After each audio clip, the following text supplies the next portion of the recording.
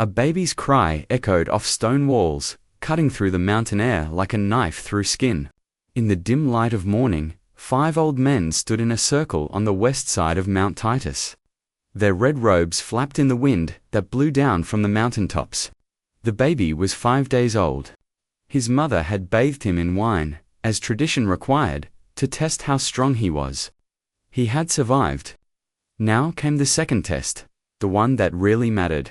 The Jerusa, the Council of Elders, had total power over this moment. They were not doctors. They were not religious leaders. They were soldiers who had survived 6 decades of Sparta's harsh reality, men whose bodies carried scars from countless battles, whose hands had killed more enemies than they could count.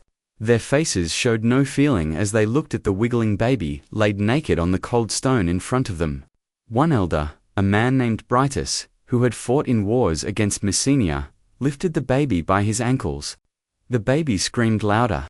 Procus studied the leg, the angle of the foot, the muscle strength in the tiny calf. He passed the baby to the next elder, who checked the chest, counting ribs, measuring the width of the shoulders with his rough fingers. A third elder opened the baby's mouth wide, checking the roof of the mouth, the tongue, looking for any problem that might hurt speech or breathing. The mother stood 30 steps away, held back by 2 Spartan soldiers. Her name was Kyra. She was 19 years old, and this was her first baby. She could not speak. She could not beg. To do so would bring shame to her family and doom her son, no matter what the council decided. She could only watch as these 5 old men decided whether her baby would live or die. Her fingernails cut curves into her palms. Blood dripped down her wrists, unnoticed. The inspection lasted 7 minutes. 7 minutes of careful checking while the baby's screams grew worse. Finally, the oldest of the council, a man named Urin, who claimed to be related to the legendary lawgiver himself, raised his hand. The other elders stepped back. In the sudden silence, broken only by the wind and the baby's rough breathing, like spoke a single word. The word was not written in any book. It was not written down, but every Spartan knew it. Every mother had nightmares about it. It was the word that decided whether a baby would be raised as a warrior of Sparta, or whether his small body would be thrown into the cliff known as the place of rejection, where the mountain would take him, as it had taken thousands before. This moment, repeated across generations, across centuries, created the most feared fighting force in ancient Greece. But at what cost? What happens when an entire society decides that human worth is measured at birth? That being imperfect means death, and that the government owns not just your work, not just your loyalty, but your very children. If you're interested in the dark truths behind ancient civilizations, subscribe now and comment below where you're watching from. This isn't Hollywood fiction or patriotic myth. This is real history saved in the writings of Plutarch, Xenophon, and archaeological evidence that still haunts the slopes of Mount Titus. Every detail you're about to hear is based on historical sources, from the inspection rituals to the breeding programs that turned Sparta into a genetic experiment 2,000 years before that word even existed. Now, back to the story. Because Kyra's baby was not the first baby checked that morning, and he would not be the last. The year was 412 BC, and Sparta's breeding practices had been perfected over 4 centuries. What began as practical military need had evolved into something far more planned, far more organized, and far more terrifying than simple warrior training. This was large-scale human selection enforced by law, blessed by religion, and accepted as normal by a society that measured success in survival rates and battlefield wins. The sun rose higher over Mount Titus. More mothers would arrive before noon. More babies would be checked. Most would pass. Some would not. And in the cliff below, where eagles circled and shadows never fully lifted, the mountain kept its secrets. To understand how Sparta became a society that killed its own babies as government policy, we must first understand the world it lived in and the fears that shaped it. The Peloponnese Peninsula in the 8th century BC was not a peaceful place. It was a land of competing city-states, each fighting for survival, for resources, for power. But among all these powers, Sparta faced a unique and terrifying problem. one that would control every part of its culture for the next 500 years. The problem was numbers. Specifically, the Spartans were greatly outnumbered by the people they had conquered. Around 730 BC, Sparta had invaded and conquered the neighboring region of Messenia. It was a brutal war that lasted nearly 20 years, resulting in the control of an entire population. The Messenians, now called Helots, became government-owned slaves. They worked the land, produced the food, and did all the labor that kept Sparta working. But here was the terrifying math that Sparta's rulers had to face every single day. For every one Spartan citizen, there were about 7 helots, 7 slaves for every master, 7 possible rebels for every warrior. Imagine living in that reality. Imagine waking up every morning knowing that the people who grew your food, who worked your fields, who lived all around you, outnumbered you 7 to 1, and had every reason to want you dead. The Helots had not volunteered for slavery. They had not been bought in foreign markets. They were Messenians who remembered being free, who still spoke their own language, who told their children stories of the time before Sparta came. This basic imbalance created a survival fear that would define Spartan culture. The city was not preparing for outside invasion. It was preparing for inside uprising. Every law, every custom, every social practice existed to answer one question: how do we stay the powerful minority when surrounded by angry slaves who want nothing more than to rise up and kill us in our beds? The answer Sparta developed was both simple and horrible.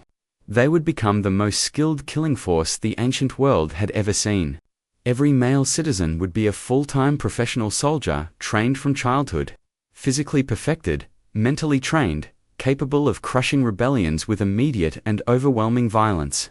But to create such warriors required more than just training. It required careful breeding. The Spartan land itself showed this military fear. The city had no walls, a fact that ancient writers found remarkable. Other Greek cities built huge fortifications. Sparta's walls, as King Aegeus famously said, were its warriors.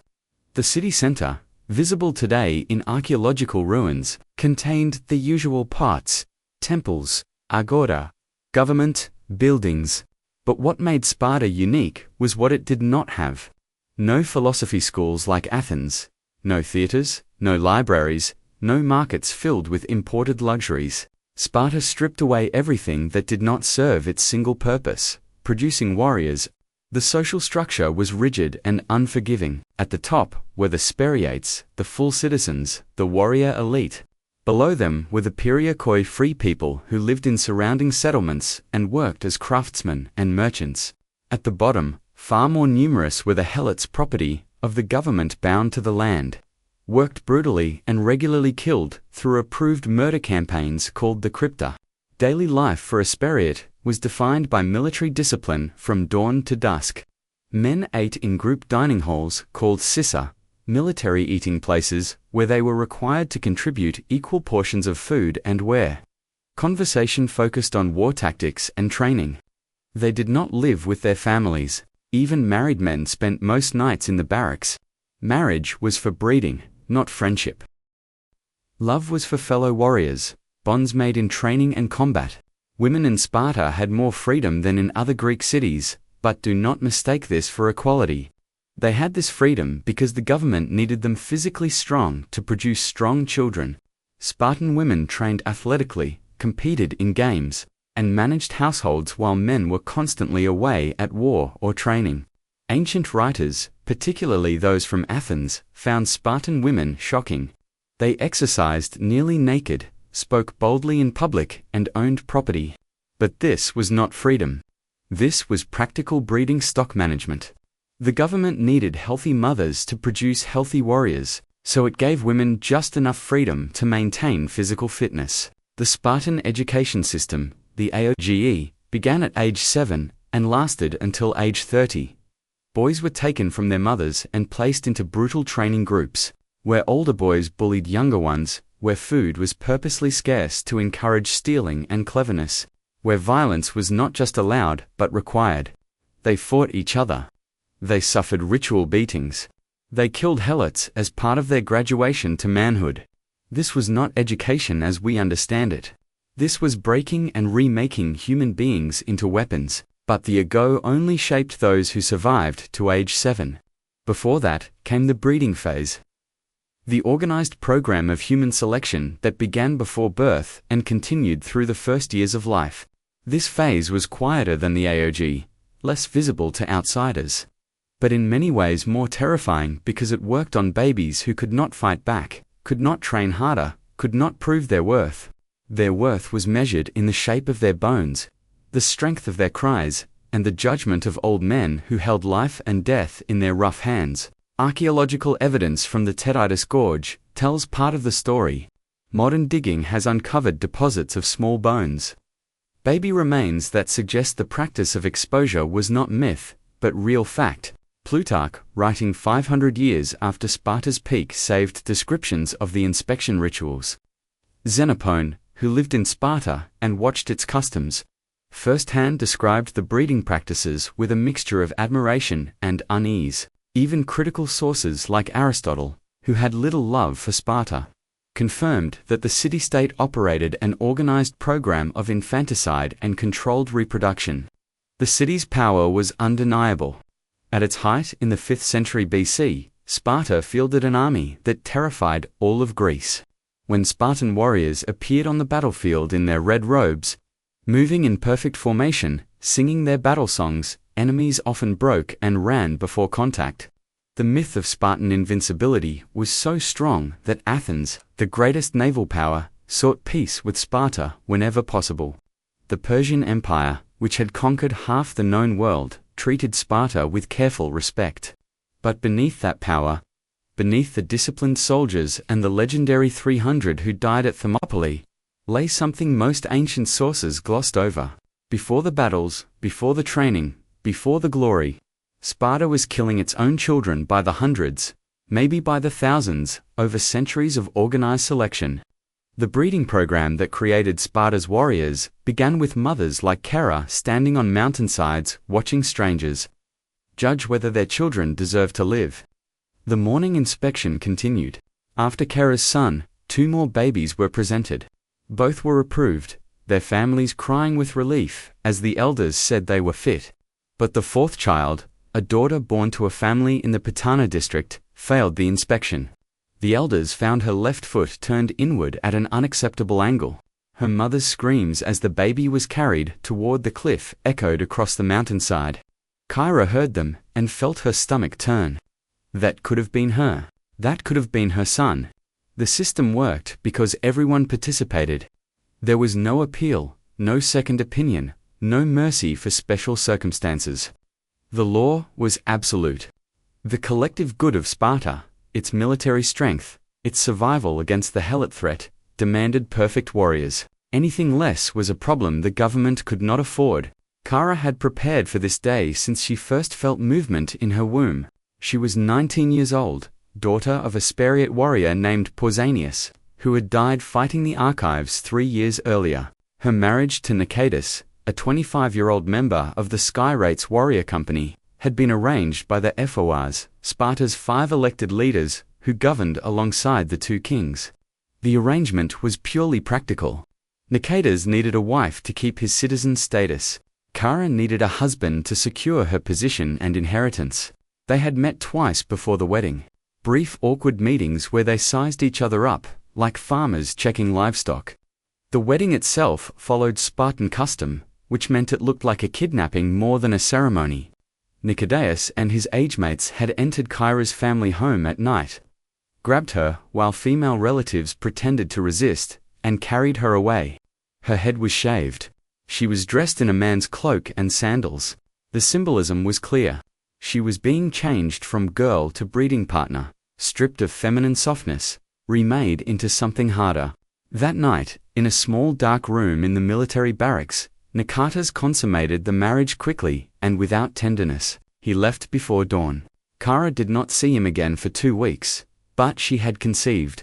Within 3 months, her belly grew. Within 6 months, she could feel the baby moving. Strong kicks that suggested energy that suggested a boy. She prayed to Artemis and to Apollo for a healthy baby. She exercised daily, running the track at the gymnasium, lifting stone weights, keeping the physical fitness that Spartan law required of pregnant women. She ate carefully, choosing foods believed to strengthen the unborn, avoiding anything that might weaken or deform. Other women in her situation offered advice, much of it contradictory. Some said to avoid certain meats, others insisted on drinking wine mixed with herbs. One old woman claimed that staring at beautiful statues during pregnancy would make the baby beautiful. Another said that singing war songs to her belly would make the baby brave. Kara tried everything, desperate to control the uncontrollable, to somehow make sure that the life growing inside her would meet the standards of the Jerusalem inspection. The labor began on the 5th day of the month of Armasios, in the early spring when the mountain flowers were just beginning to bloom. It lasted 14 hours. A midwife named Thera attended along with 2 younger women learning the craft. They gave Kara leather to bite, a stick to grip, but nothing to dull the pain. Spartan women were expected to endure childbirth as warriors endured battle in silence or near silence, proving their strength. When the baby finally came out, slick with blood and fluid, Kara's first sound was not relief, but a sharp breath of fear. The midwife cleaned the baby quickly, checking first the most obvious things: boy or girl. The sex was male. Good males were valued higher, needed more desperately for the warrior class.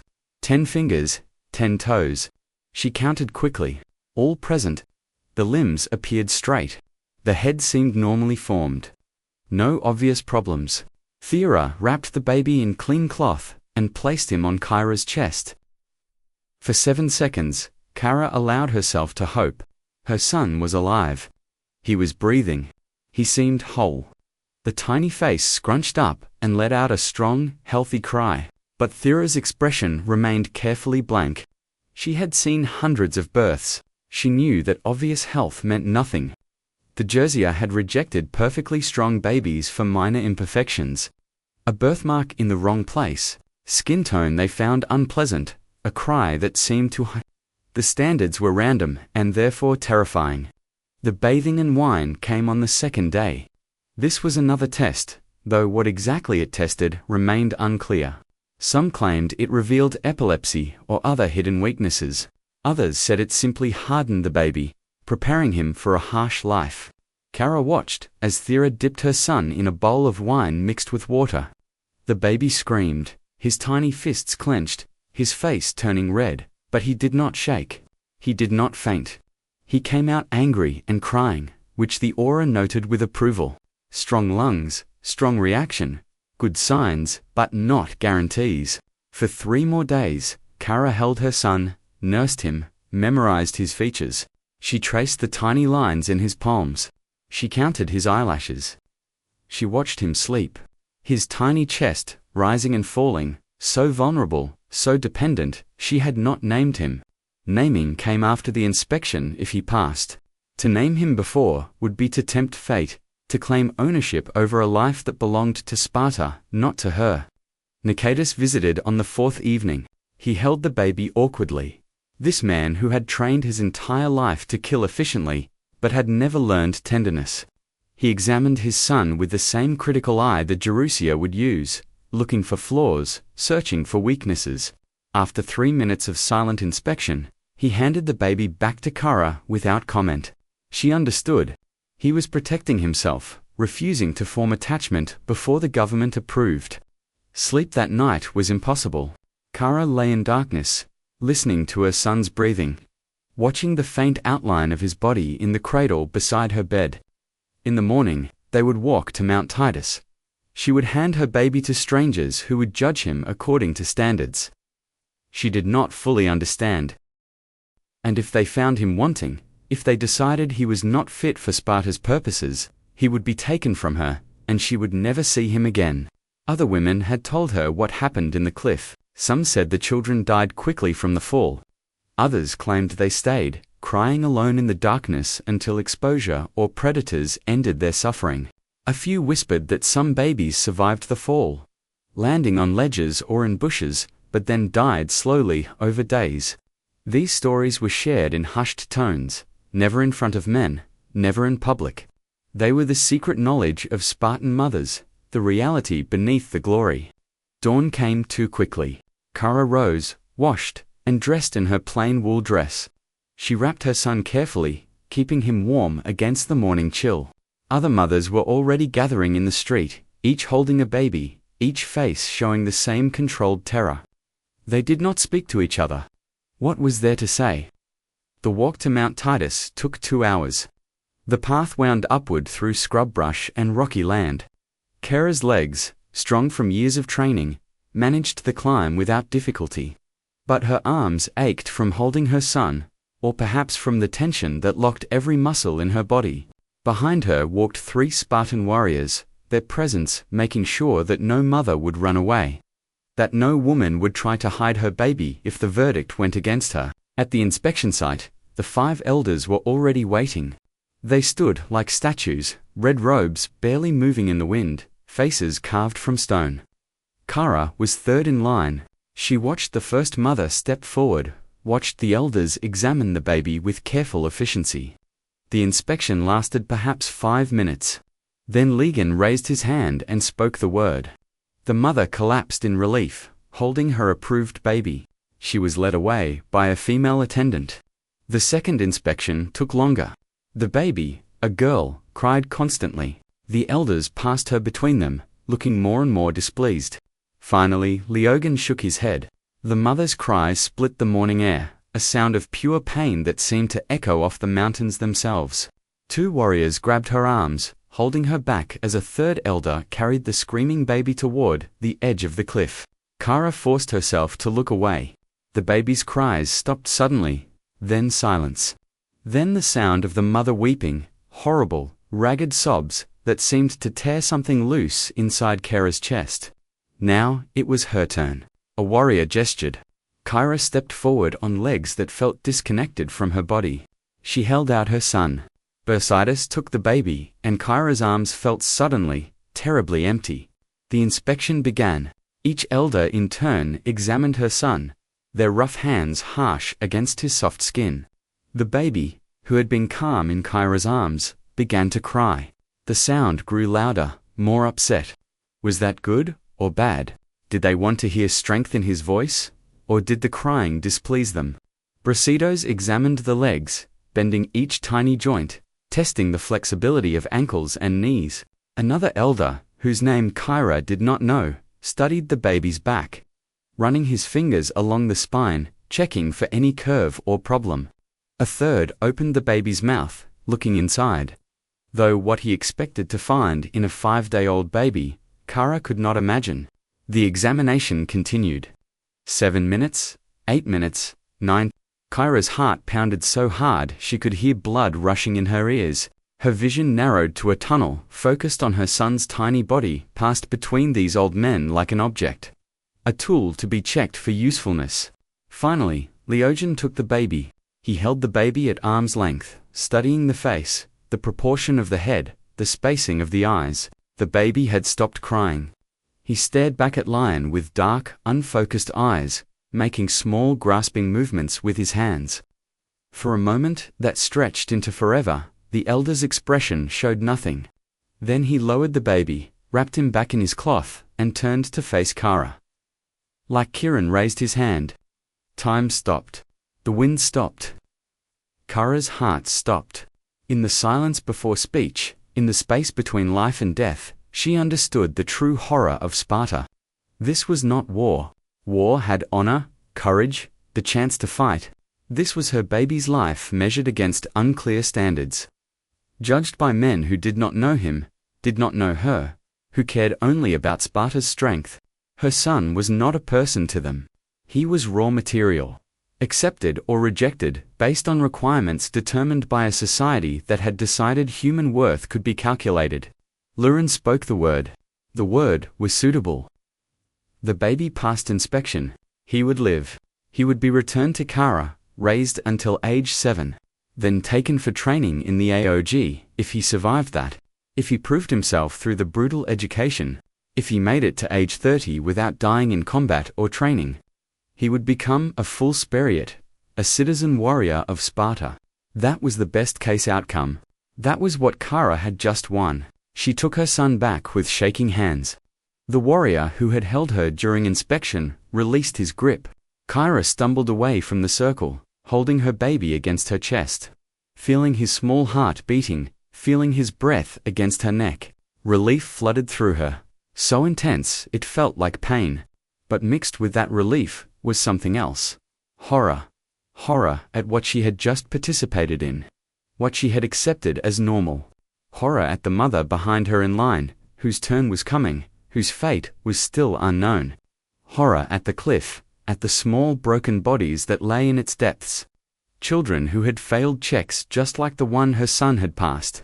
She had won this round, but in 7 years, Sparta would take her son again, and this time it would keep him.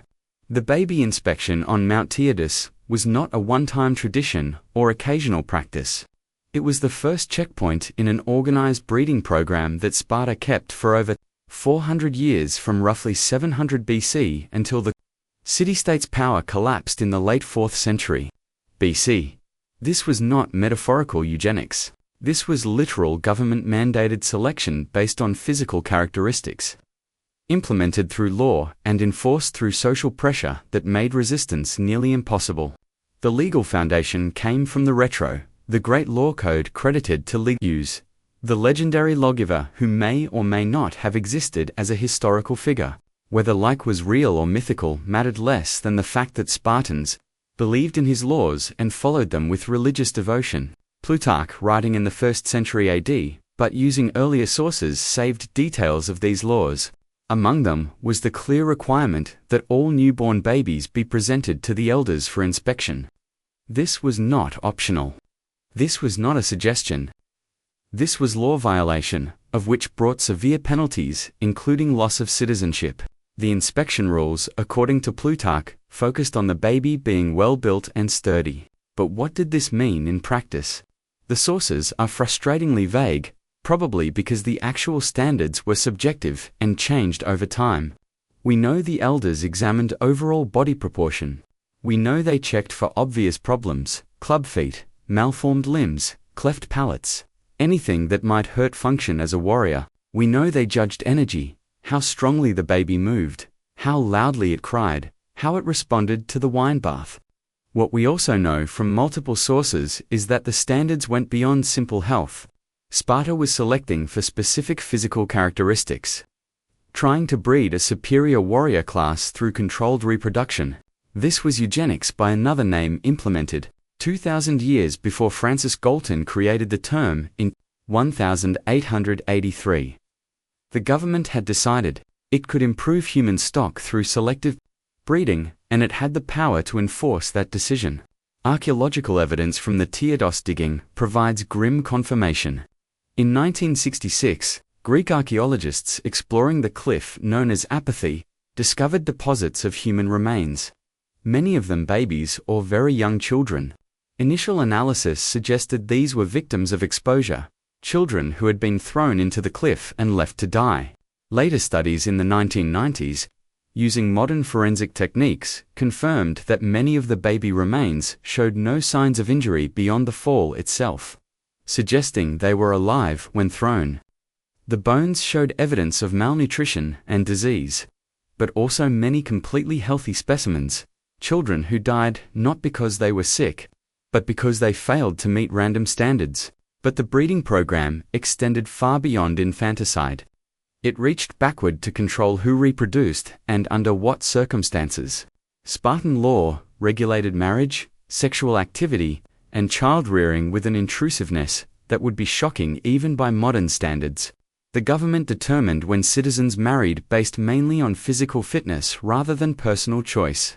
Both men and women went through regular inspections to assess their reproductive worthiness. According to Xenophon, who lived in Sparta for several years and wrote extensively about its customs, the legendary Liaris created laws specifically designed to produce strong children.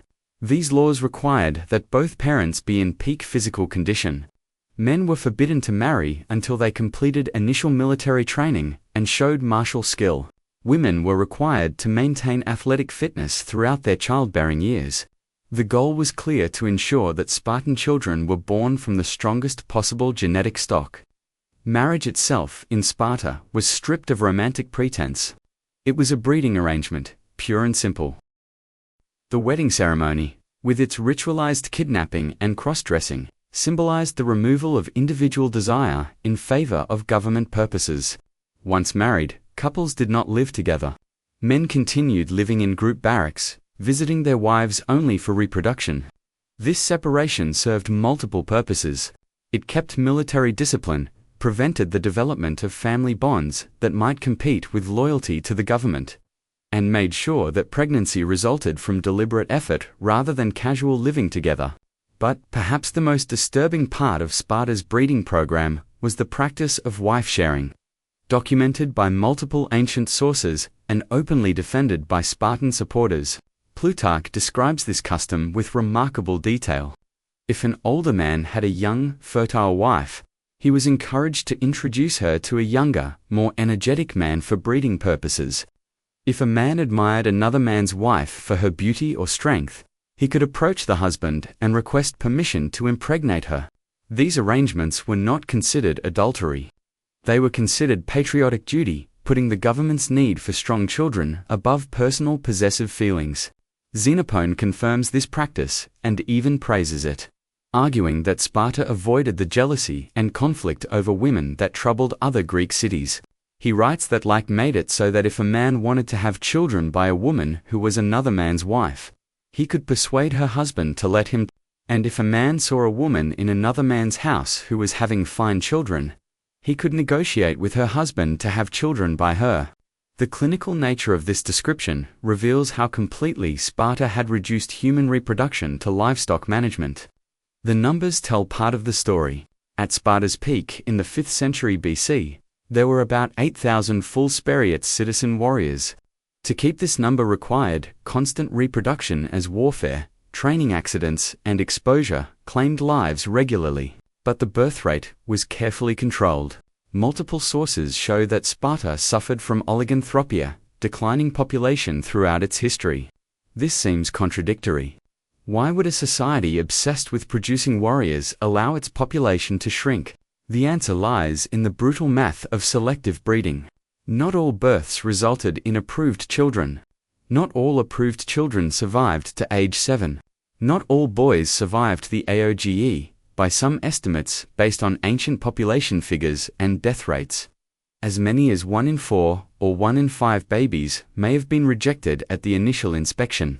This does not count those who died from natural causes before inspection or those killed during the Agoa, those who died in combat before having children. The system was designed to produce quality, not quantity, even at the cost of demographic suicide. The Helots, by contrast, were allowed to breed freely, even encouraged to do so since their labor supported Sparta's economy. This created the darkly ironic situation where the enslaved population grew rapidly while the citizen population shrank. The very program designed to produce superior warriors was slowly strangling Sparta by reducing the number of warriors available.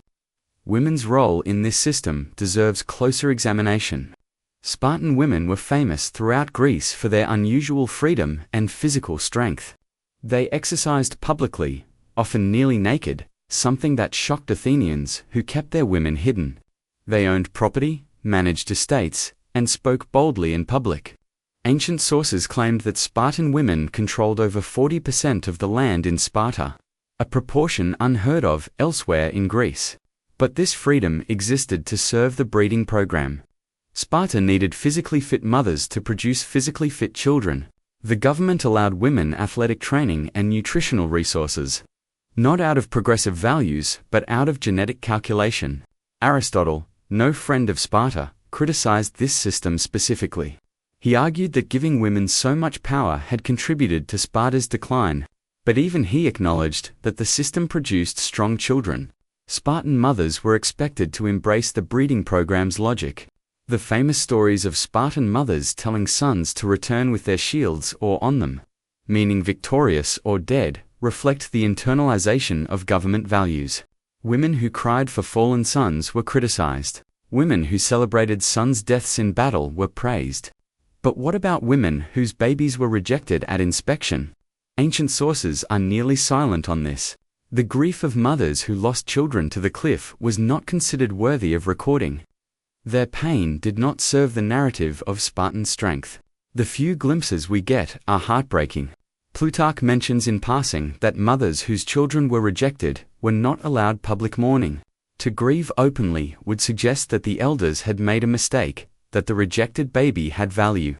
Such women were expected to accept the decision silently and try to conceive again. The psychological toll of this must have been devastating.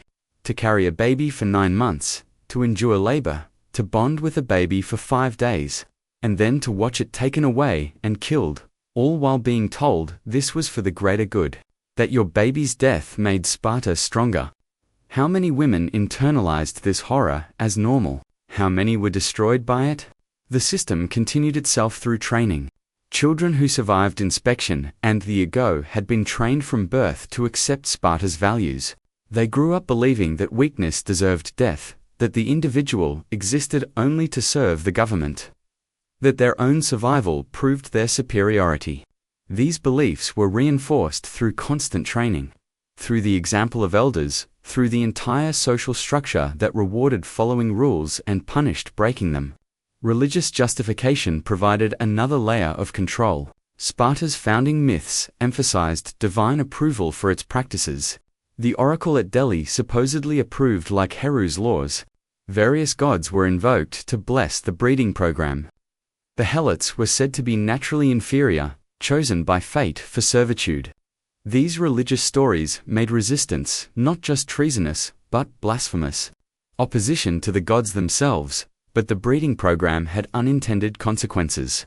By killing children with minor defects, Sparta may have removed genetic diversity that would have proven helpful. By focusing only on physical characteristics, they ignored intelligence, creativity, and other traits that might have allowed adaptation to changing circumstances. By creating a society where all energy flowed toward military training, they stunted development in other areas. Sparta produced no great philosophers, no influential artists, no scientific innovations. Its culture was narrowly focused on war to the exclusion of everything else. Ancient writers noticed this. Aristotle criticized Sparta's system clearly, arguing that it produced good soldiers but poor citizens, men who knew only how to fight and had no skills for peace. Plato, despite initially admiring Sparta, later criticized its single-minded militarism as unsustainable. These critiques were written after Sparta's power had already begun to decline, but they identified real weaknesses built into the system. The scale of the breeding program is difficult to understand from our historical distance. We can estimate numbers. If 8,000 Spartiates kept a population through controlled breeding, if roughly 20 to 25% of births were rejected, that suggests thousands of infanticides over the 4 centuries this practice continued. Thousands of children thrown into cliffs, thousands of mothers forced to give up their babies, thousands of fathers trained to accept this as normal. An entire society organized around the principle that human life had value only if the government decided it did. This was not ancient barbarity or primitive ignorance. This was a sophisticated, deliberately designed system kept through law, enforced through social pressure, justified through elaborate philosophical and religious frameworks. It worked in the narrow sense that it produced fearsome warriors. Sparta's military reputation was earned through real victories, but it worked at a cost that ancient sources rarely calculated. The cost in human suffering, in parental grief, in children's lives, in the warping of an entire culture around the machinery of selective breeding. Kera's son had passed inspection. He had survived the first test, but his life was now owned by Sparta, claimed by the government for its purposes. In 7 years, he would be taken to begin the AOGE, and there the breeding program would continue its work, weeding out the survivors until only the strongest, the most obedient, the most perfectly trained, remained. 7 years passed. Kera's son, now named Leonidas, after a distant ancestor, grew from baby to child under his mother's care that was purposely limited by Spartan custom. She nursed him for the first year, as was expected, but showed no excessive affection. To cuddle a baby was to weaken him. To show tenderness was to prepare him poorly for the hardness ahead. Spartan mothers were instructed to toughen their children, to expose them to cold, to hunger, to minor pains that would condition them for greater suffering later. Leonidas learned to walk, to speak, to run. He played war games with other boys in his age group, pretend battles that were already training for real ones. He watched older boys return from the ago with scars and stories, understanding that this would be his future. He was 7 years old when the ephors came for him. The collection happened on a specific day each year, when all Spartan boys who had reached age 7 were gathered from their families and taken to begin formal training. For Leonidas, the day began like any other. Cairo woke him before dawn, fed him a simple breakfast of barley, porridge, and water. She did not hug him. She did not tell him she loved him. Such displays were considered shameful, signs of weakness that might infect the boy with softness. Instead, she told him what every Spartan mother told her son on this day: return with your shield or on it. Leonidas understood. He had been prepared. He walked to the meeting point without looking back, joining 30 other boys his age. They were lined up, checked briefly to make sure they were still healthy and fit. Then marched out of the city toward the training grounds in the Eurodos Valley. Parents were not allowed to follow. From this moment, these boys belonged to the government. Their families would see them occasionally at festivals or public events, but the bonds of blood had been cut. Their new family was their age group, their training company, their fellow warriors.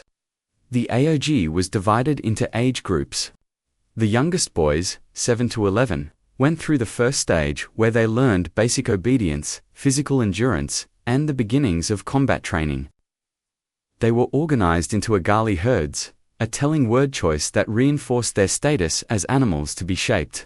Each agala had about 60 boys and was supervised by a ponemos, a government-appointed overseer with complete authority. The ponemos for Leonidas' group was named Alcibiades, a scarred veteran in his late 40s who had survived 3 decades of warfare and saw children as raw material to be hammered into useful shape. His first lesson, delivered on the boys' first night in the barracks, was simple and brutal. He picked 3 boys at random and ordered them to fight each other while the others watched. There were no rules, no referee, just violence, encouraged and applauded.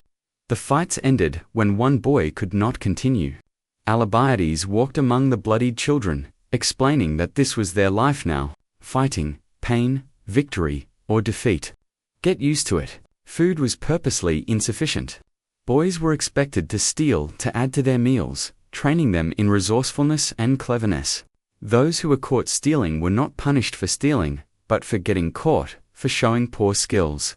This created a constant state of hunger that drove boys to take risks, to develop sneaking skills, to lie and manipulate. Trust between age-mates was discouraged. Competition was encouraged.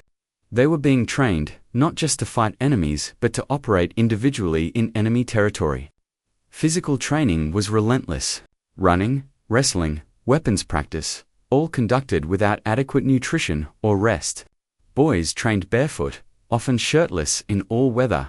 Winter in the Peloponnese could be brutal with snow in the mountains and freezing rain in the valleys. Summer brought burning heat. The boys endured both building physical toughness through constant exposure. But the agoge was not just physical. It included education in reading, writing, music, and poetry, though all oriented toward military purposes. The boys learned to read military orders, to write brief tactical reports. They learned war songs and battle hymns. They memorized poetry that celebrated Spartan victories and Spartan values. There were no philosophy lessons about justice or truth. Only practical knowledge that served the warrior's trade.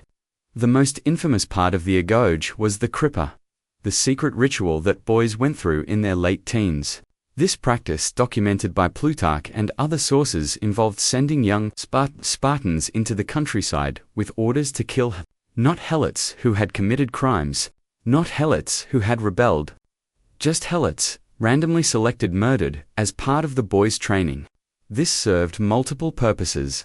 It gave young warriors experience with killing before battle. It terrorized the helot population, reminding them of their powerlessness, and it stripped away any remaining humanity, teaching boys that human life had value only if it belonged to us.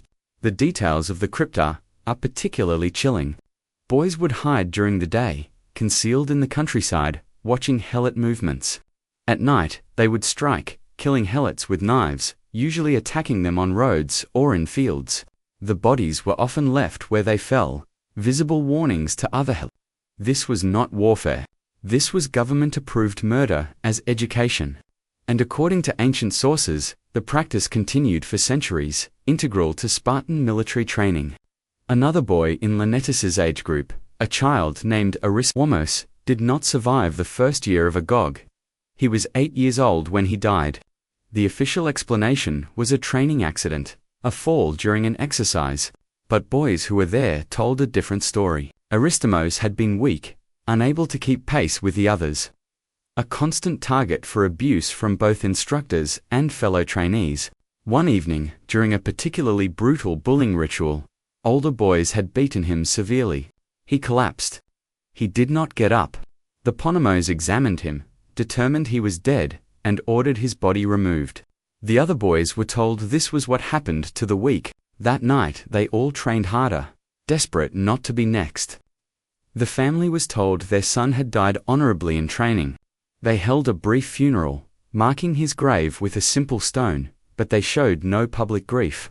To mourn excessively would suggest that Aristomos had been treated unfairly, that his death was tragic rather than instructive. Spartan culture allowed grief only for warriors who died in battle after proving themselves. A boy who died in training had merely revealed his unfitness, saving Sparta the resources that would have been wasted on him. For the girls, the system worked differently, but toward the same genetic ends.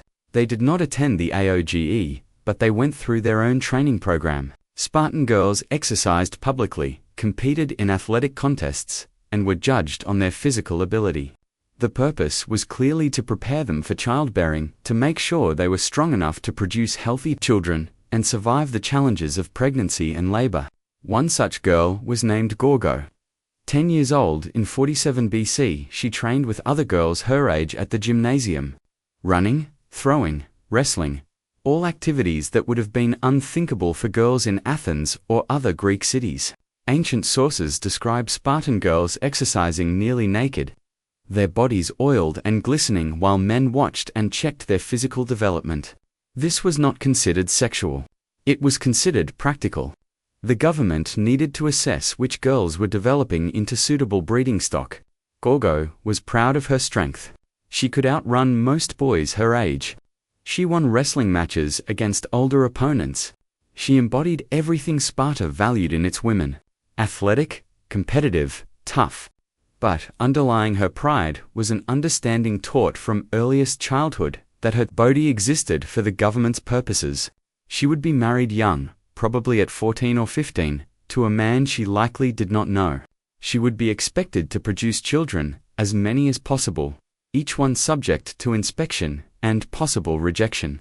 Her value as a person was measured entirely in her reproductive success.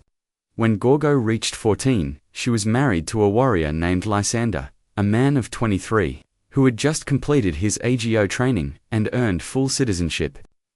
The wedding followed the standard pattern: ritualized kidnapping, cross-dressing, consummation in darkness. But, unlike some girls who resisted or cried, Gorgo accepted this as her destiny. She had been trained to believe that this was honor, that having strong children for Sparta was the highest achievement a woman could claim. Her first pregnancy came within a year. She kept her physical training throughout, running and exercising until the final weeks. The birth was difficult. The labor lasted nearly 20 hours. The midwives worried she might not survive, but Gorgo endured, biting through a leather strap rather than screaming. When the baby finally came out, a girl, the midwives cleaned her quickly and began the initial check. The baby appeared healthy. But in the dim light of the birthing room, the midwife noticed something. The baby's right hand had 6 fingers. Not a malformed hand, not a useless problem, simply an extra digit, fully formed and working. The midwife showed this to Gorgo, whose face went pale. 6 fingers. Would this be considered an imperfection? Would this doom her daughter? The question was agonizing because the standards were random. Some babies with minor issues passed inspection. Others with barely visible flaws were rejected. There was no way to predict how the elders would rule. Gorgo had 5 days to wait. 5 days of bonding with her daughter, of memorizing her face, of hoping desperately that the extra finger would not matter. On the inspection day, Gorgo climbed Mount Teutis with her baby daughter. She stood in line behind other mothers, watching as children were checked. One boy, perfectly healthy in every visible way, was rejected because the elders determined his head shape was not ideal. His mother's cries echoed across the mountainside. Another girl passed, despite having a visible birthmark across her shoulder. There was no pattern. No logic Gorgo could figure out. When her turn came, she presented her daughter to the elders. They examined the baby carefully. They reached the hand, the right hand, with 6 fingers. Brasidas, still serving on the Gerousia, decades after examining Kira's son, held the baby's hand up to the light. He bent each finger. All moved correctly. The extra digit was not a flaw in the traditional sense. It was simply additional. The elders talked in low voices. Gorgo could not hear their words. She watched their faces, trying to read their expressions. Seeing nothing, like Hergen, now in his 80s, made the final decision. He examined the hand again, studied the baby's face, looked at Gorgo, checking the mother's physical fitness. Then he raised his hand and spoke. The word was reject. The baby failed inspection. The extra finger, working though it was, marked her as imperfect. She would not be allowed to live. Gorgo did not scream. She had been trained her entire life for this possibility, trained to accept the government's judgment, trained to push down her maternal instincts to Spartan logic. But something broke inside her in that moment, something basic and The warriors held her arms as an elder carried her daughter toward the cliff. Gorgo watched, her face frozen in an expression that was not quite grief, not quite rage, something colder and more terrible. She watched her daughter disappear into the mountain's shadow. She heard no sound from the cliff. Perhaps the baby died quickly. Perhaps not. Gorgo would never know. She returned to Sparta in silence. She resumed her training. Within 6 months, she was pregnant again, dutifully producing children for the government that had killed her daughter.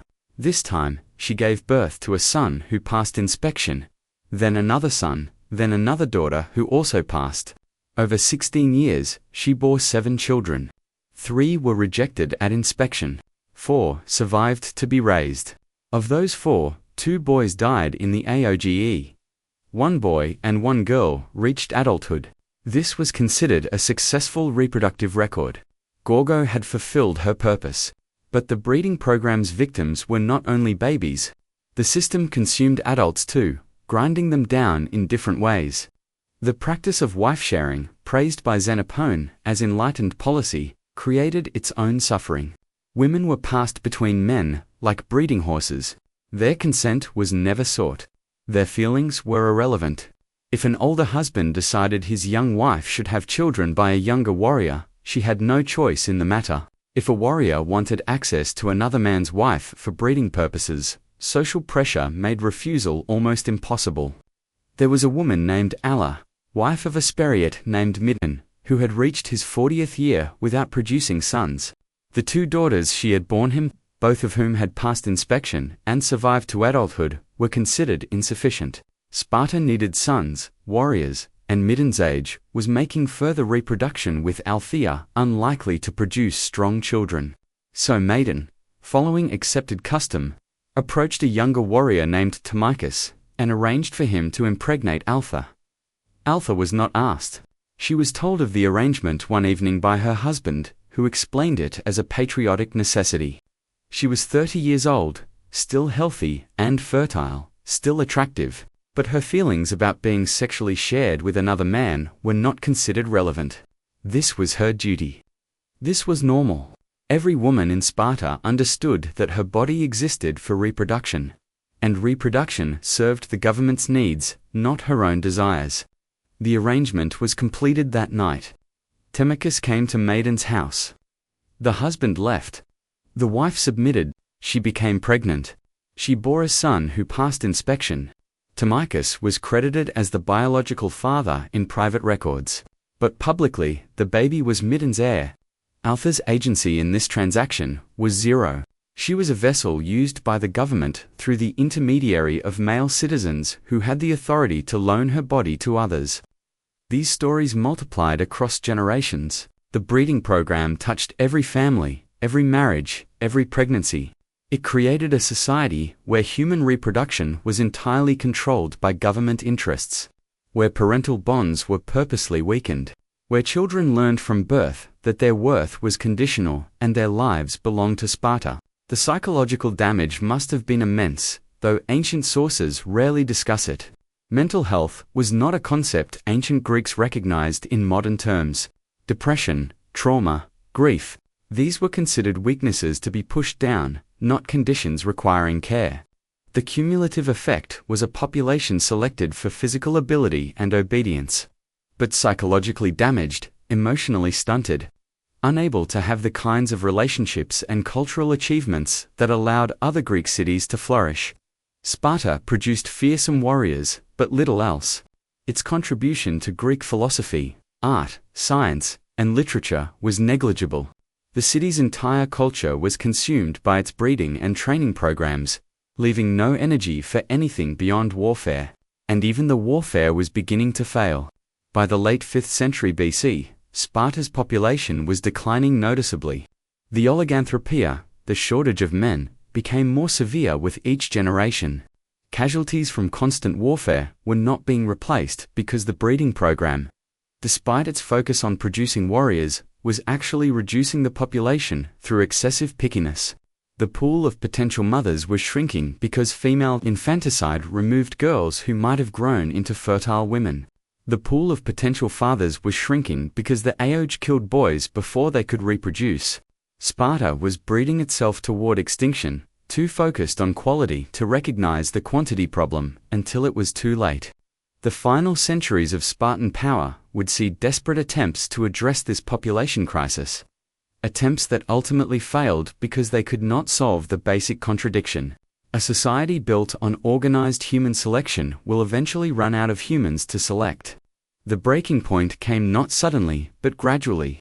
A slow-motion collapse that took more than a century, but whose seeds were planted in the breeding program itself. In 371 BC, 50 years after Cairo watched her son pass inspection, Sparta faced a crisis that would shatter its carefully built warrior society and expose the fatal flaws in its genetic experiment.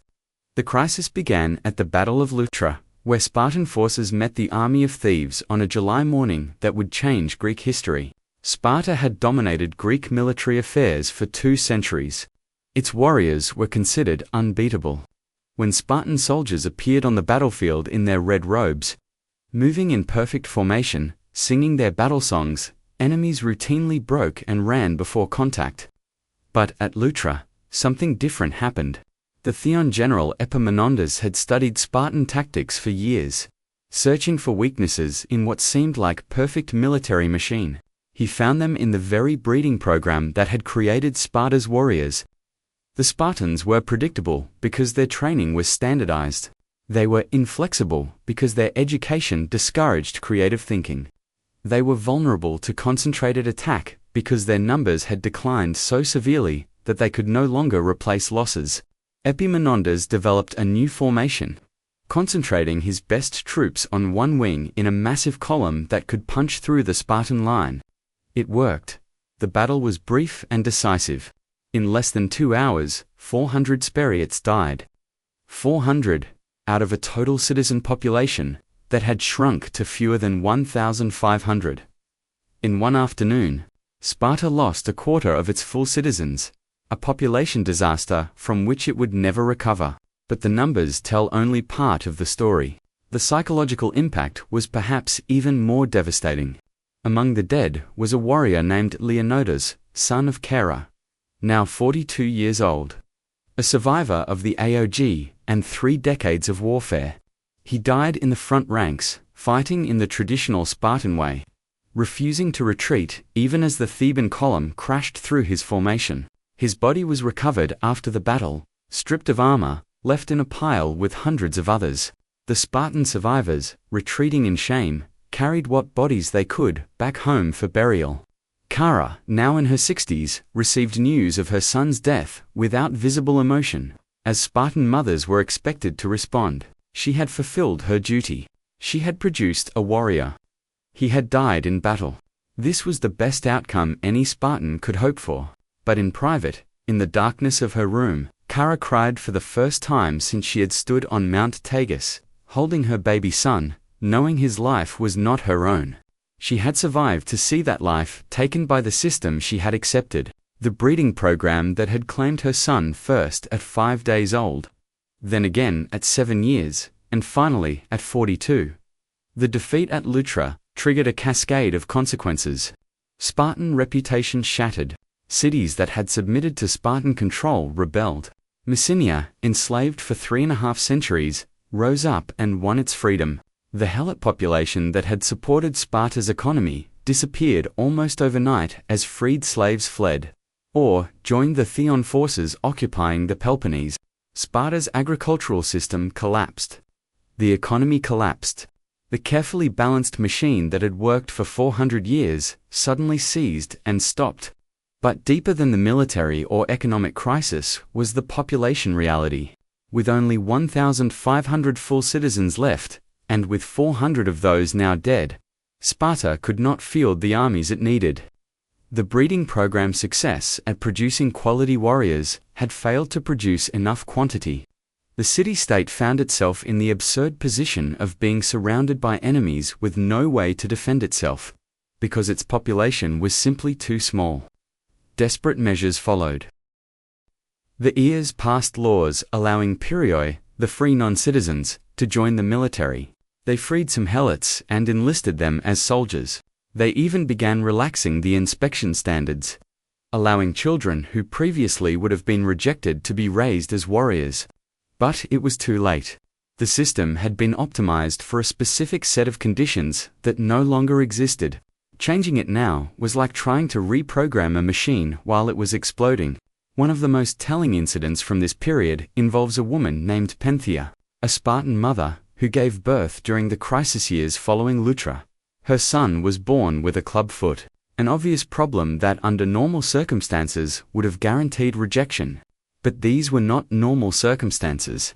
Sparta needed every warrior it could get. The Gerousia, now desperate, debated whether to relax standards enough to accept children with minor disabilities. Panthea stood before the elders with her son, arguing that a warrior with a club foot could still throw a spear, still hold a shield wall position, still fight and die for Sparta. The historical irony was bitter. For centuries, Sparta had killed children for far less than a clubfoot, pursuing an ideal of physical perfection. Now faced with extinction, it was considering whether survival mattered more than purity. The elders, including some who had participated in hundreds of inspections and rejected hundreds of babies, debated for hours. They ultimately rejected Panthea's son. Even in crisis, even facing population collapse, they could not bring themselves to abandon the standards. The breeding program had become so basic to Spartan identity that changing it felt like betraying everything the city stood for. Better to keep purity and die out than to accept imperfection and survive. This decision repeated across dozens of cases in the years following Leuctra sealed Sparta's fate. The psychological toll was enormous. Warriors who had survived the Aoge, who had killed helots in the Cryptia, who had fought in multiple campaigns, now faced an existential question. What had it all been for? They had sacrificed their childhoods to brutal training. They had watched age-mates die in training and in battle. They had participated in infanticide and organized murder. And for what? For a system that was collapsing anyway, that had been unsustainable from the beginning, that had been slowly killing Sparta through its own success. Some warriors broke. There are accounts from this period of Spartiates refusing orders, running from battle, even openly criticizing the system that had created them. These acts were unthinkable in earlier generations. A Spartiate who showed cowardice was subjected to public humiliation, marked with special clothing, excluded from the common dining halls, essentially made a knot. But now, with the system crumbling, these punishments lost their power. What was the point of keeping discipline when discipline had led to destruction? The breeding program did not end suddenly. It continued in reduced form for another century, but its justification was gone. The helots had been freed, so the reason of keeping population superiority over an enslaved population no longer applied. Sparta's military reputation was shattered, so the promise of creating unbeatable warriors rang hollow. The population kept shrinking despite the breeding program, proving it had never worked as intended. Yet the rituals continued. The inspections on Mount Titus, the rejection of babies, the AOGE training, all carried on through momentum and tradition even after their purpose had disappeared. In 331 BC, 60 years after Leuctra, a Spiriate named Agis for attempted reforms. He proposed redistributing land, expanding citizenship to Pyrliakoi, and most radically ending the infant inspections and allowing all Spartan children to live.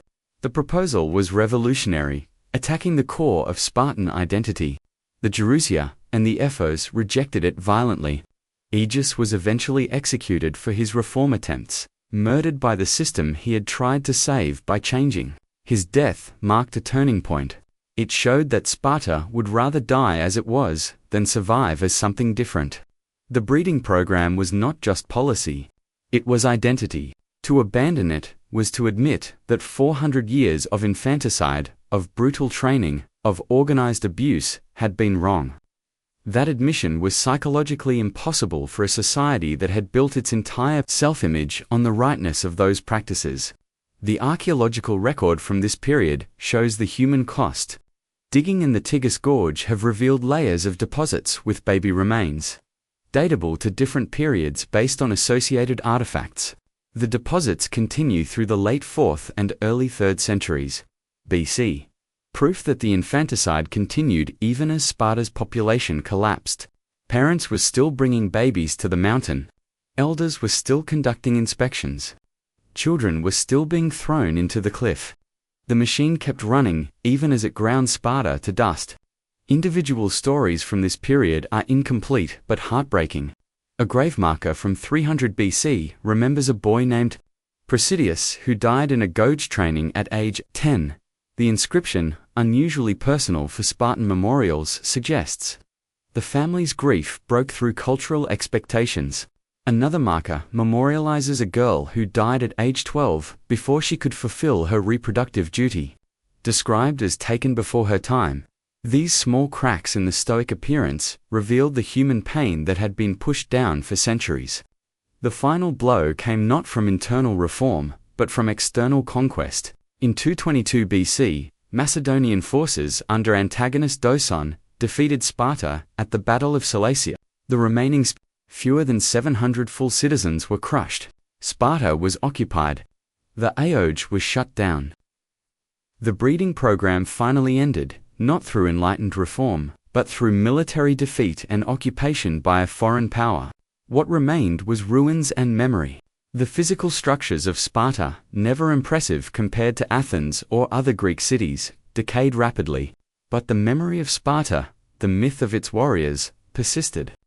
That memory was carefully managed, emphasizing the glory and discipline while downplaying or ignoring the organized child murder. The genetic breeding, the psychological damage.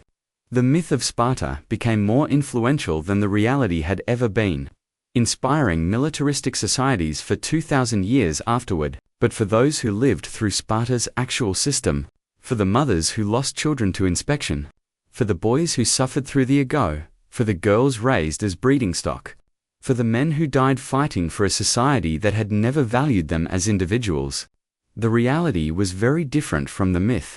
The reality was a 400-year-long experiment in treating humans as livestock, in valuing strength over humanity, in pursuing an ideal of perfection at the cost of everything that makes life worth living.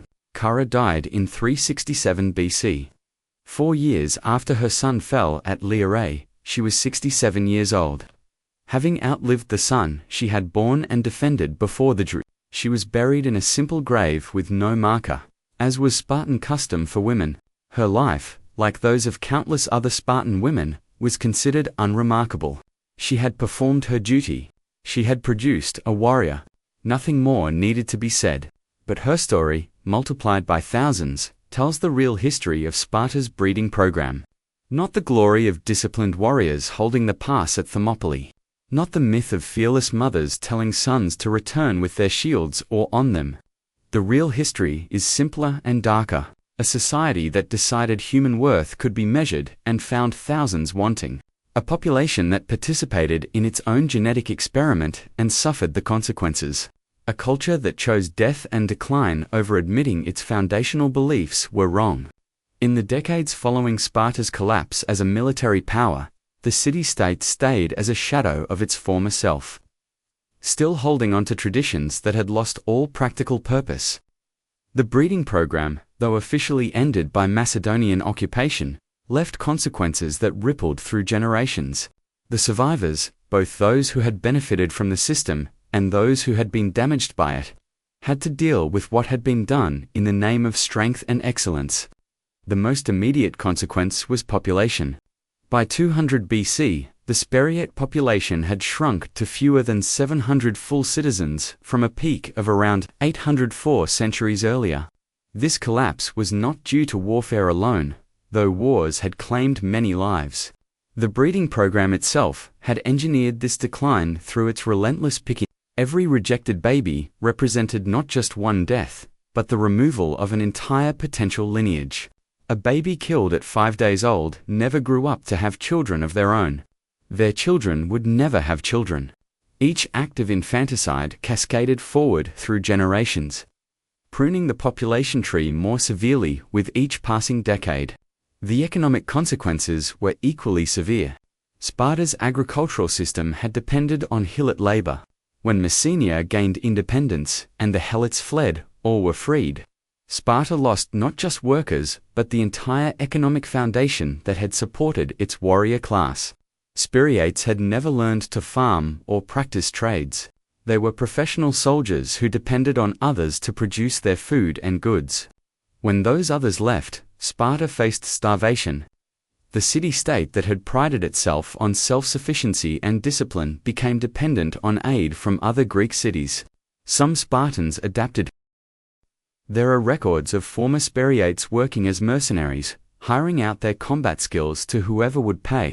Others became guards or trainers for wealthy families in other cities, but for men who had been raised to believe they were superior to all other Greeks, who had been trained to view manual labor as beneath them. This descent into working for pay was psychologically devastating. Their entire identity had been built around being Spartan warriors. When that identity collapsed, they had nothing left. The women faced different challenges. Spartan women had owned substantial property, up to 40% of the land, according to ancient sources. But with the agricultural system collapsed, and the population shrunken, land ownership meant little. Former Spartan women found themselves relatively wealthy in land, but poor in resources to work that land or defend it. Some married outside Sparta, their unusual independence and physical strength making them attractive despite their city's decline. Others remained in Sparta, managing declining estates, watching the city decay around them. For those who had been victimized by the breeding program, there was no justice, no acknowledgement, no reckoning. The mothers who had lost babies to inspection received no apology. The children who died in the ago received no memorials. The women who had been sexually shared as breeding stock received no recognition that what had happened to them was abuse. Sparta's culture of stoicism, of pushing down emotion and embracing harsh reality, prevented any public processing of the trauma the system had inflicted.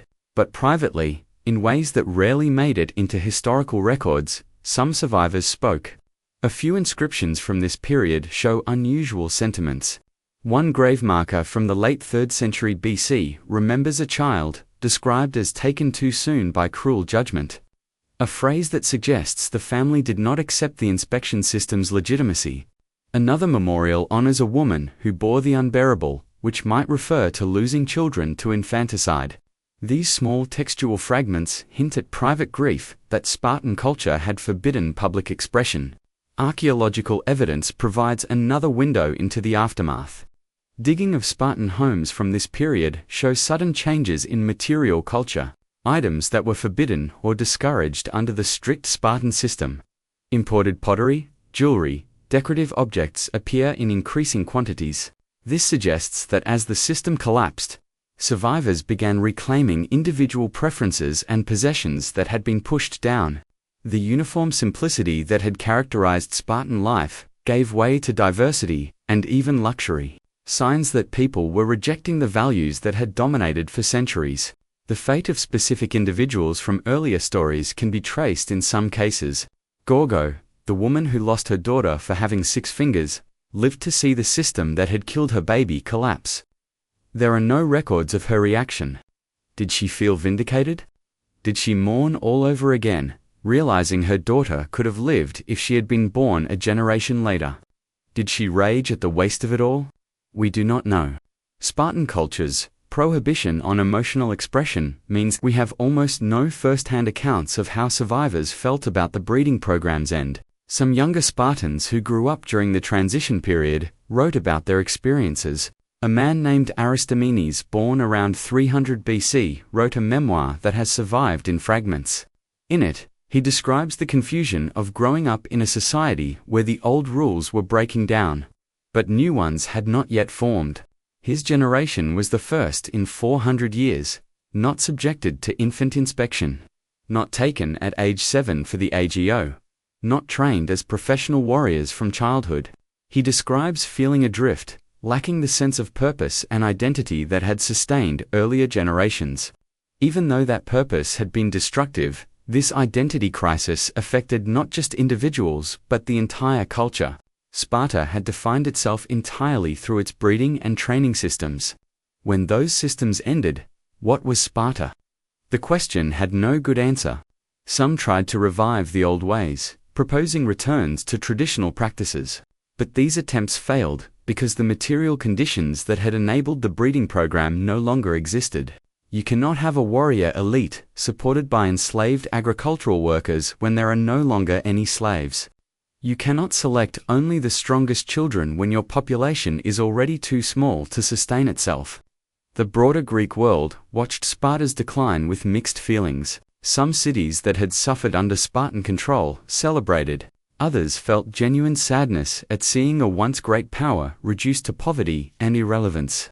Many Greek writers attempted to explain what had gone wrong.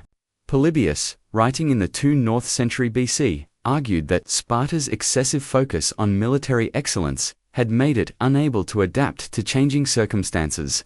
Aristotle had made similar points earlier, critiquing Sparta's narrow education and its treatment of women, but few ancient writers clearly connected Sparta's decline to its breeding program. The infanticide, the eugenics, the organized child murder. These were either ignored or mentioned briefly without moral judgment. Ancient Greek culture generally accepted infant exposure as normal, though Sparta practiced it more organized than other cities.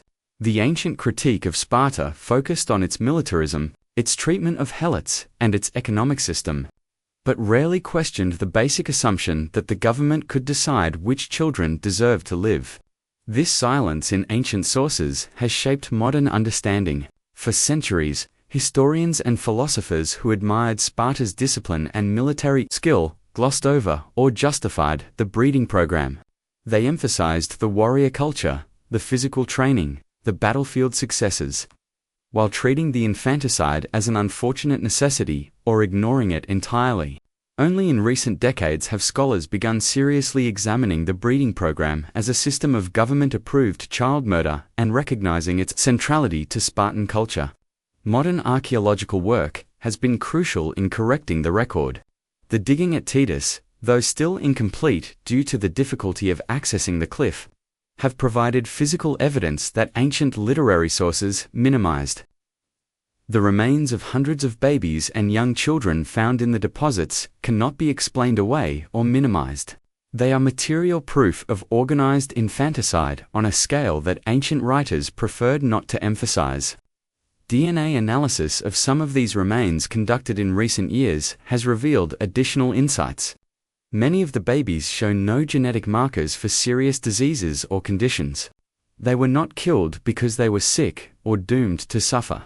They were killed because they failed to meet random standards of physical appearance.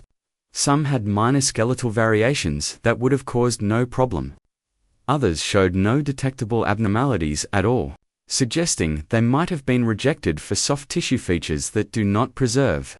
Facial features the elders found unpleasant, skin conditions, or simply bad luck in the timing of their inspection. The program's legacy extended far beyond Sparta itself. The city-state's reputation as a warrior culture influenced later societies, often in dangerous ways. Nazi Germany clearly cited Sparta as a model for its own eugenic programs, pointing to the infant inspections as precedent for eliminating inferior genetic stock. This connection is historically questionable. Sparta's program was not based on modern genetic theory and had different objectives, but it demonstrates how the myth of Sparta could be twisted to justify 20th century atrocities. Less obviously, but perhaps more widely, Sparta contributed to a broader cultural acceptance of the idea that human worth can be measured, that some lives are more valuable than others, that the collective good can justify individual suffering. These ideas, present in many cultures, but particularly prominent in Sparta, have justified countless abuses throughout history. The breeding program was an early organized implementation of principles that would reappear in eugenics movements, racial theories, and ideologies that ranked human beings by standards determined by whoever held power. In modern Sparta, the Greek city of Sparta, built near the ancient ruins, there is little acknowledgement of the breeding program. Tourist sites emphasize the military glory, the famous battles, the discipline and courage of Spartan warriors. The Tegetus Gorge is rarely mentioned. The infanticide is not displayed in museums. The statues honor warriors, not the children they killed, or the mothers who lost them. This selective memory continues the myth while burying the reality. But the reality remains, preserved in ruins and bones, in incomplete texts, and archaeological deposits. Sparta's breeding program was not an unfortunate side effect of militarism. It was central to the system, the foundation on which everything else was built. Understanding Sparta requires confronting this reality, rather than romanticizing or minimizing it. The city-state that produced history's most feared warriors did so by organized murdering children and psychologically damaging everyone who survived. The final official act related to the breeding program came in 146 BC, when Rome conquered Greece and Sparta became part of the Roman Empire. Roman authorities governing through local elites formally prohibited the remaining practices of the agoge and the infant inspections. There are records of former Spartiates working as mercenaries, hiring out their combat skills to whoever would pay.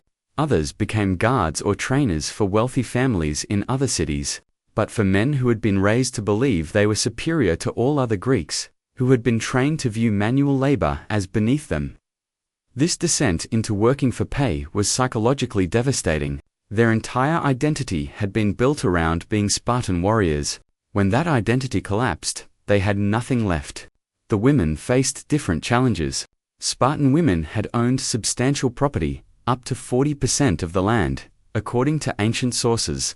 But with the agricultural system collapsed, and the population shrunken, land ownership meant little. Former Spartan women found themselves relatively wealthy in land, but poor in resources to work that land or defend it. Some married outside Sparta, their unusual independence and physical strength making them attractive despite their city's decline. Others remained in Sparta, managing declining estates, watching the city decay around them. For those who had been victimized by the breeding program, there was no justice, no acknowledgement, no reckoning. The mothers who had lost babies to inspection received no apology. The children who died in the ago received no memorials. The women who had been sexually shared as breeding stock received no recognition that what had happened to them was abuse. Sparta's culture of stoicism, of pushing down emotion and embracing harsh reality, prevented any public processing of the trauma the system had inflicted. But privately, in ways that rarely made it into historical records, some survivors spoke. A few inscriptions from this period show unusual sentiments. One grave marker from the late 3rd century BC remembers a child, described as taken too soon by cruel judgment. A phrase that suggests the family did not accept the inspection system's legitimacy. Another memorial honors a woman who bore the unbearable, which might refer to losing children to infanticide. These small textual fragments hint at private grief that Spartan culture had forbidden public expression. Archaeological evidence provides another window into the aftermath. Digging of Spartan homes from this period shows sudden changes in material culture. Items that were forbidden or discouraged under the strict Spartan system. Imported pottery, jewelry, decorative objects appear in increasing quantities. This suggests that as the system collapsed, survivors began reclaiming individual preferences and possessions that had been pushed down. The uniform simplicity that had characterized Spartan life gave way to diversity and even luxury, signs that people were rejecting the values that had dominated for centuries. The fate of specific individuals from earlier stories can be traced in some cases. Gorgo, the woman who lost her daughter for having 6 fingers, lived to see the system that had killed her baby collapse. There are no records of her reaction. Did she feel vindicated? Did she mourn all over again, realizing her daughter could have lived if she had been born a generation later? Did she rage at the waste of it all? We do not know. Spartan culture's prohibition on emotional expression means we have almost no first-hand accounts of how survivors felt about the breeding program's end. Some younger Spartans who grew up during the transition period wrote about their experiences. A man named Aristomenes, born around 300 BC, wrote a memoir that has survived in fragments. In it, he describes the confusion of growing up in a society where the old rules were breaking down, but new ones had not yet formed. His generation was the first in 400 years, not subjected to infant inspection, not taken at age 7 for the AGO, not trained as professional warriors from childhood. He describes feeling adrift, lacking the sense of purpose and identity that had sustained earlier generations. Even though that purpose had been destructive, this identity crisis affected not just individuals but the entire culture. Sparta had defined itself entirely through its breeding and training systems. When those systems ended, what was Sparta? The question had no good answer. Some tried to revive the old ways, proposing returns to traditional practices. But these attempts failed because the material conditions that had enabled the breeding program no longer existed. You cannot have a warrior elite supported by enslaved agricultural workers when there are no longer any slaves. You cannot select only the strongest children when your population is already too small to sustain itself. The broader Greek world watched Sparta's decline with mixed feelings. Some cities that had suffered under Spartan control celebrated. Others felt genuine sadness at seeing a once great power reduced to poverty and irrelevance. Many Greek writers attempted to explain what had gone wrong. Polybius, writing in the 4th century BC, argued that Sparta's excessive focus on military excellence had made it unable to adapt to changing circumstances. Aristotle had made similar points earlier, critiquing Sparta's narrow education and its treatment of women, but few ancient writers clearly connected Sparta's decline to its breeding program. The infanticide, the eugenics, the organized child murder. These were either ignored or mentioned briefly without moral judgment. Ancient Greek culture generally accepted infant exposure as normal, though Sparta practiced it more organized than other cities. The ancient critique of Sparta focused on its militarism, its treatment of helots, and its economic system, but rarely questioned the basic assumption that the government could decide which children deserved to live. This silence in ancient sources has shaped modern understanding. For centuries, historians and philosophers who admired Sparta's discipline and military skill glossed over or justified the breeding program.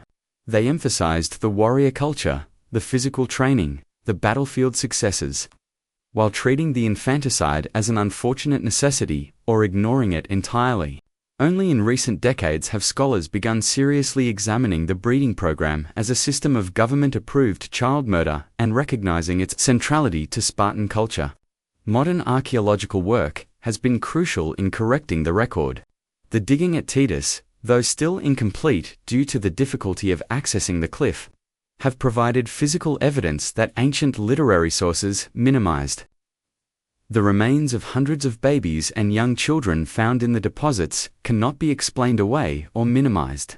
They are material proof of organized infanticide on a scale that ancient writers preferred not to emphasize. DNA analysis of some of these remains conducted in recent years has revealed additional insights. Many of the babies show no genetic markers for serious diseases or conditions. They were not killed because they were sick or doomed to suffer. They were killed because they failed to meet random standards of physical appearance. Some had minor skeletal variations that would have caused no problem. Others showed no detectable abnormalities at all, suggesting they might have been rejected for soft tissue features that do not preserve. Facial features the elders found unpleasant, skin conditions, or simply bad luck in the timing of their inspection. The program's legacy extended far beyond Sparta itself. The city-state's reputation as a warrior culture influenced later societies, often in dangerous ways. Nazi Germany clearly cited Sparta as a model for its own eugenic programs, pointing to the infant inspections as precedent for eliminating inferior genetic stock. This connection is historically questionable. Sparta's program was not based on modern genetic theory and had different objectives, but it demonstrates how the myth of Sparta could be twisted to justify 20th-century atrocities. Less obviously, but perhaps more widely, Sparta contributed to a broader cultural acceptance of the idea that human worth can be measured, that some lives are more valuable than others, that the collective good can justify individual suffering. These ideas, present in many cultures, but particularly prominent in Sparta, have justified countless abuses throughout history. The breeding program was an early organized implementation of principles that would reappear in eugenics movements, racial theories, and ideologies that ranked human beings by standards determined by whoever held power. In modern Sparta, the Greek city of Sparta, built near the ancient ruins, there is little acknowledgement of the breeding program. Tourist sites emphasize the military glory, the famous battles, the discipline and courage of Spartan warriors. The Tegetus Gorge is rarely mentioned. The infanticide is not displayed in museums. The statues honor warriors, not the children they killed, or the mothers who lost them. This selective memory continues the myth while burying the reality. But the reality remains, preserved in ruins and bones, in incomplete texts, and archaeological deposits. Sparta's breeding program was not an unfortunate side effect of militarism. It was central to the system, the foundation on which everything else was built. Understanding Sparta requires confronting this reality rather than romanticizing or minimizing it. The city-state that produced history's most feared warriors did so by organized murdering children and psychologically damaging everyone who survived. The final official act related to the breeding program came in 146 BC when Rome conquered Greece and Sparta became part of the Roman Empire. Roman authorities governing through local elites formally prohibited the remaining practices of the agoge and the infant inspections. By that point, these practices had already largely stopped, but the Roman prohibition made sure they would not be revived. The Tegetus Gorge finally fell silent. No more babies would be carried up the mountain. No more mothers would wait in terror for elders' judgment. The 400-year experiment in human selective breeding was officially over. What remained was memory, contested and controversial. To some, Sparta represented discipline and excellence. To others, it represented the dangers of valuing collective strength over individual humanity. Both views contained truth. Sparta had been militarily successful for centuries, proving that its system produced effective warriors. But that success came at a cost, measured in thousands of small bodies, in a mountain cliff, in countless traumatized survivors. In a culture that had stripped away humanity in pursuit of an impossible ideal. Today, if you visit the ruins of ancient Sparta, you will find remarkably little. Unlike Athens, with its Parthenon, or Delhi with its temples, Sparta left few impressive structures. The city that dominated Greece for centuries has almost disappeared, leaving behind foundations, scattered pottery, and the ghosts of its brutal past. But if you travel west from the modern city of Sparta into the foothills of Mount Titus, And if you are willing to hike difficult trails into the mountain's western faces, you can still find the cliff. The apothe, the place of rejection, remains. It is a deep crack in the limestone, shadowed most of the day, difficult to access. Eagles circle above it. In spring, wildflowers grow along its edges, nature reclaiming a place once dedicated to death. The cliff keeps its secrets. Not all of it has been dug. Not all remains have been recovered. Somewhere in that darkness lie the bones of thousands of Spartan children whose only crime was failing to meet standards determined by old men measuring them against an unclear ideal. The legacy of Sparta's breeding program extends far beyond one ruined city or one mountain cliff. It raises questions that remain relevant today. Questions about how societies decide who has value, about who gets to make those decisions, about what happens when efficiency and strength are put above mercy and individual worth. These are not ancient questions. They are contemporary, urgent, appearing in different forms, but with the same basic dynamics. Modern debates about genetic screening, prenatal testing, and reproductive technology echo Sparta's concerns, though with different tools and contexts. We can now detect genetic conditions before birth. We can screen embryos for diseases. We can, in theory, select for certain traits. Some see this as progress, the ability to prevent suffering by avoiding births that would result in serious impairment. Others see the shadow of Sparta, the danger of defining some lives as not worth living, of making judgments about human worth based on predicted characteristics. The distinction between preventing genuine suffering and imposing random standards for perfection is not always clear. Sparta claimed to be preventing suffering, arguing that weak children would suffer more if allowed to live in a harsh world that demanded strength. Modern advocates of genetic screening make similar arguments about preventing diseases that cause pain and limited life expectancy. But where is the line? Who draws it? What prevents the gradual expansion of acceptable reasons to reject a potential life? The slow slide from eliminating serious disease to selecting for preferred traits. Sparta's example provides a warning. The city-state began probably with practical concerns about infant mortality and the need for healthy warriors. But the program expanded over time, became more rigid, developed into a system of random aesthetic judgments that had nothing to do with actual health or capacity. The extra finger on Gorgo's daughter was fully working, caused no impairment, yet was grounds for death. The club foot that might have made running difficult, but would not have prevented a sedentary life, was unacceptable.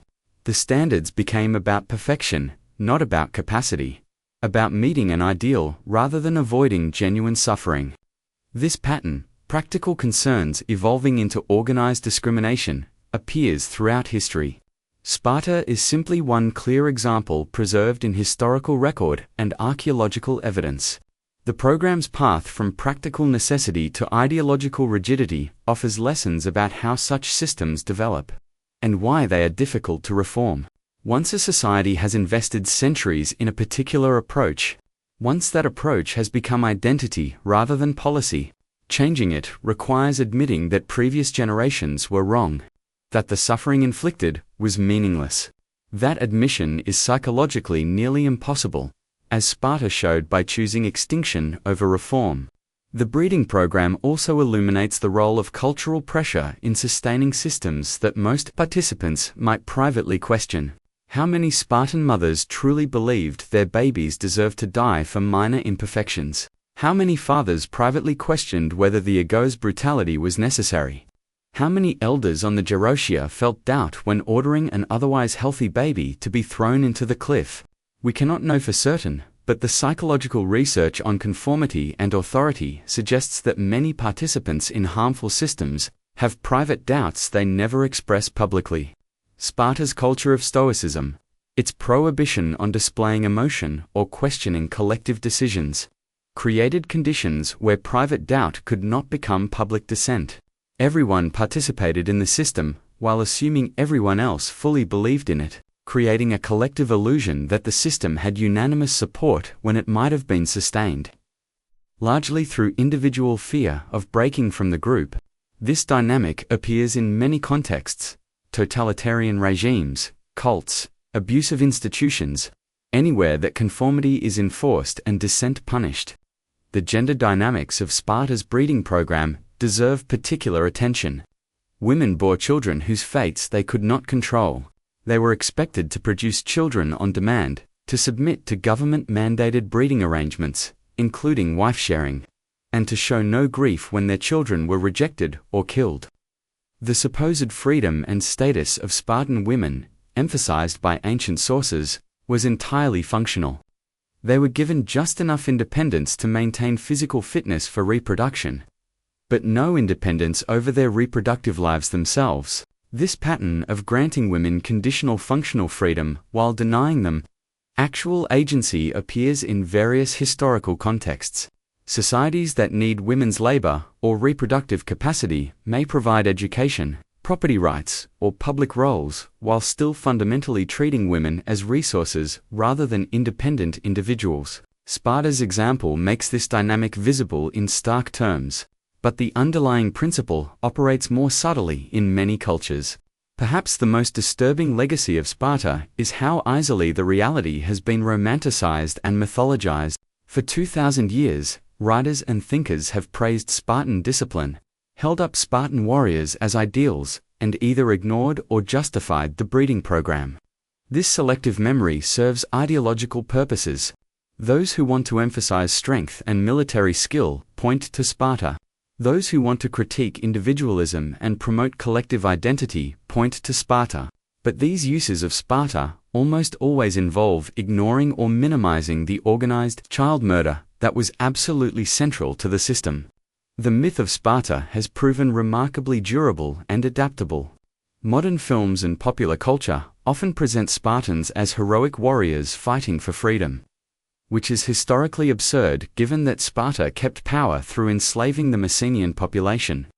The 300 warriors at Thermopylae are celebrated, while the thousands of babies in the Titus Gorge are forgotten. This selective memory is not accidental. It serves the purpose of keeping an inspiring myth while throwing away the inconvenient reality that inspiration came at horrific cost. Modern Sparta, the Greek city near the ancient site, has a complicated relationship with this legacy. Tourism is economically important, and tourists come to see Spartan sites because of the warrior myth. Local museums and cultural centers must balance historical accuracy with the expectations of visitors who want to see glory and discipline, not infanticide and abuse. Some sites have begun including more honest presentations of Spartan practices, including the breeding program. But this remains controversial, with some arguing that focusing on negatives insults Spartan ancestors, while others insist that honesty about the past is essential to learning from it. The question of what we should learn from Sparta remains open. Some lessons seem clear. Treating humans as means to collective ends, rather than as ends in themselves, leads to horror. Organized programs to improve human populations through selective breeding have failed throughout history, often dramatically so. Militaristic societies that devote all resources to warfare tend to be brittle and unable to adapt to changing circumstances. Strength without compassion is not virtue, but cruelty. But other questions are harder.